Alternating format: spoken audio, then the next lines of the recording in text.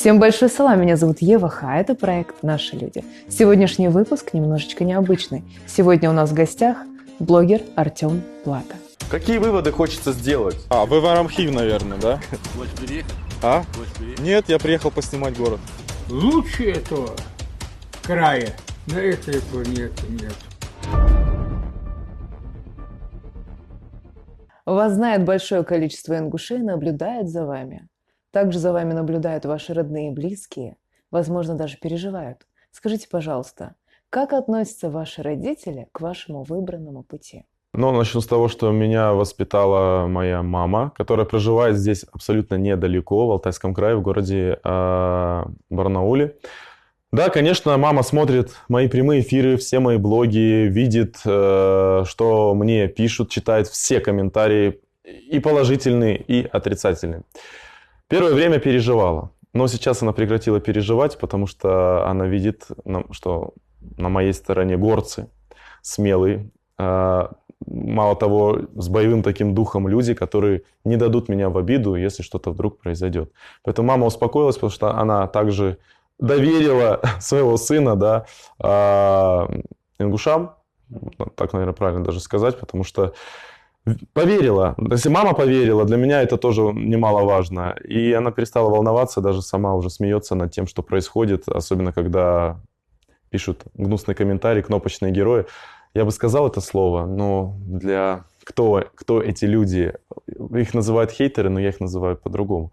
Ну, можно сказать, нет, тардыши – это ваше слово, я заимствовал его, переделал на русский язык. Для меня это тардыши. Люди, которые просто, извиняюсь, портят воздух, и не более того. Преследуют ли вас страхи в вашем выбранном пути?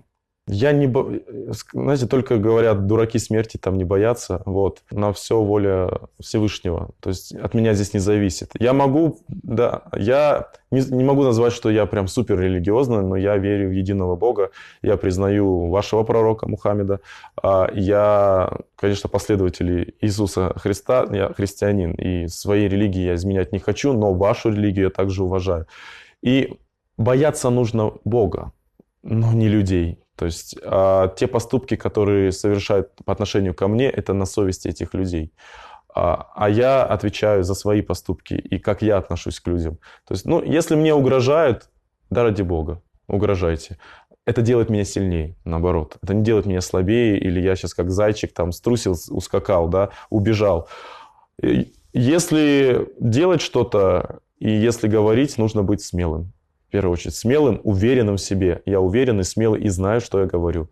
Если бы я делал какую-то программу, можно так сказать, направленную, прям целенаправленную на межнациональные конфликты, давно бы оттуда прилетело. А мне оттуда все только помогает. Я здесь благодаря кому?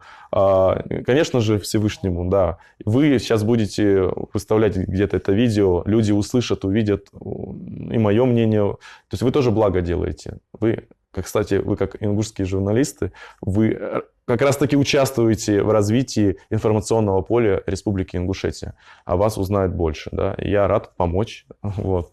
Поэтому бояться ничего не нужно, нужно работать, нужно идти вперед, палки в колеса будут вставлять, это у всех успешных людей и у тех, кто набирает обороты. Будут завистники, ненавистники, на них не нужно, и доброжелателей все равно больше. Вот меня сейчас в этом даже зале за кадром сидят люди, которые желают мне только добра, которые во всем мне помогают. Я не смотрю, что мне желают плохого или там убить даже. Есть такое, действительно, каждый день могу показать директ. Сотни сообщений, что мы тебя поймаем, мы тебя зарежем, мы тебя убьем, повешаем и так далее. Я не боюсь, боюсь я только Бога. Чем вы занимались до того, как стали блогером? Да, в принципе, все тем же самым. Я путешествую с 2011 года. Вообще, первая моя страна, кстати, которую я в жизни посетил, это Казахстан. Это было мне где-то лет 6-7. Я очень плохо помню, это Караганда. Меня увезли через 5 дней оттуда, потому что в Караганде добывают уголь, шахты, и у меня началась аллергия вот от этой пыли.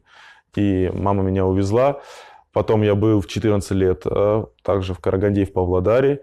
Вот опять здесь сейчас. А если так брать самую необычную страну, которую первую я посетил. Это Южноафриканская республика, это Кейптаун, Йоханнесбург. И вот, наверное, самое большое впечатление, которое на меня произвело. Но мои друзья, которые знали, что я побывал в Китае, Филиппины, Доминикана, они постоянно меня спрашивают, почему ты не делишься своими эмоциями, впечатлениями с нами, почему ты не снимаешь блог, ты же журналист, типа, ты на это учился, у тебя другая профессия в другой вообще сфере, ты можешь свои знания, навыки и то, что ты видишь, сделать блог, это сейчас же модно. И можно сказать, вот моя подруга, друг ингуш по своей национальности, каждый дал совет, я собрал все силы, нашел какое-то время, выкроил и стал делать блог. То есть, вот как-то так. Я слышала, вы занимались музыкой. Да, про это я упустил. Что касается музыки, до блога, да, я занимался музыкой, был в шоу-бизнесе, я работал с Алексеем Романов. Алексей Романов — это Ани Лорак, это продюсер. Да, продюсер.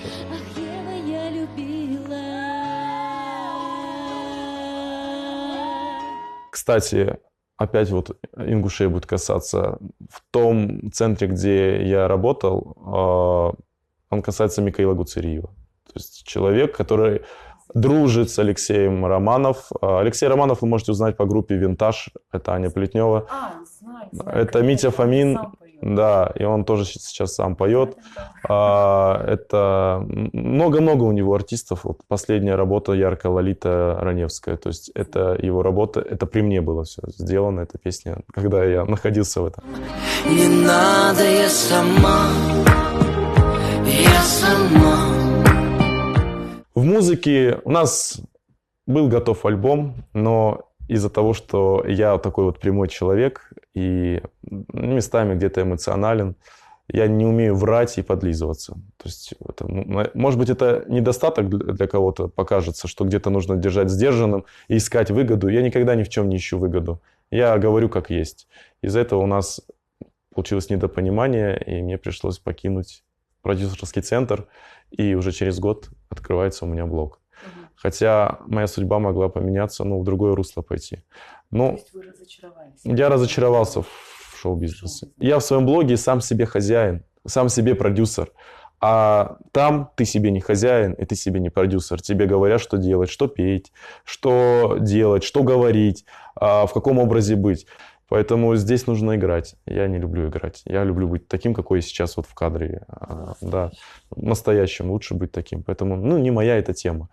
Но я продолжаю, конечно, общаться с творческими людьми, также где-то помогать.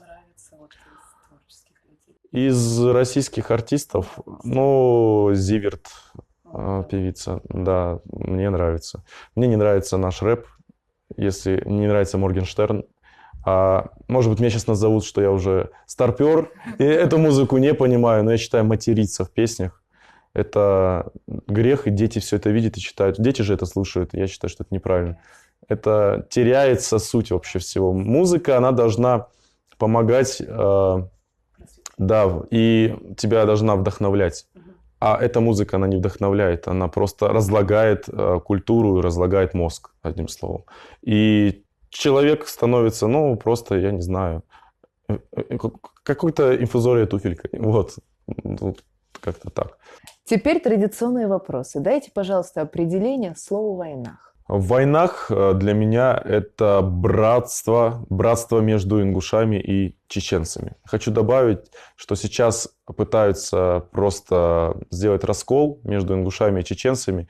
И хотелось бы сказать, чтобы молодежь не велась на эту грязную межнациональную политику, потому что ингуши и чеченцы пережили многое. Это и депортация, это и война на Кавказе, на Северном Кавказе. Хотелось бы, чтобы люди это понимали и не забывали то, что сделали ингуши для чеченцев. Руслан Султанович Аушев, я далеко не буду уходить. И то, что делали чеченцы для ингушей в том числе. Это важно, потому что вы есть друг у друга, и вам нужно друг друга поддерживать. Оказавшись перед Климатовым, что бы вы ему сказали? Я бы ему сказал «Салам, маршал». И на самом деле я бы с радостью с ним встретился. Это тоже одна из моих целей. Потому что мне кажется, что глава Республики Ингушетия, я к нему отношусь с уважением, с большим, многое не знает, что происходит в его республике. Мне кажется, его, возможно, помощники и люди, которые приближены к нему, они не доводят до сведения о ситуации, о проблемах Республики Ингушетия. Они о них не рассказывают. Это 100%, потому что у людей много проблем. Причем мелких и крупных. Мелкие можно быстро закрыть. Касаемо воды, вода в Пливе. Карабулак тоже отключает воду. Связь иногда тоже, то работает, то не работает. Не понимаю, вот мне как для блогера интернет это важно. То отключат, когда захотят, то просто как попало работает. Ну и, конечно же, Калиматов старается. Я вижу это для своей республики, но здесь не он виноват. Здесь виновато именно окружение, которое, к сожалению, я не знаю почему, не хотят работать и не доносят до его сведения все те проблемы, которые есть у ингушей. И нужно главе Республики Ингушетия задуматься. Потому что если тебя, как говорится, тебя взял Калиматов на работу помощником либо советником, то будь добр, исполняй свои обязанности и предоставляй ту информацию, которая есть на самом деле, а не так, как вымышленную сказать: «О, у нас все хорошо». Ну, неправда это. Очень много проблем в республике, их нужно решать. Баркал. Вам, Баркал, спасибо огромное за приглашение. Хочу пожелать вам здоровья, в первую очередь, вам лично, всем вашим братьям и сестрам, близким и родным, потому что сейчас здоровье – это очень важно. Конечно. Все, вам спасибо за приглашение. Спасибо большое. Всего доброго. Всего доброго.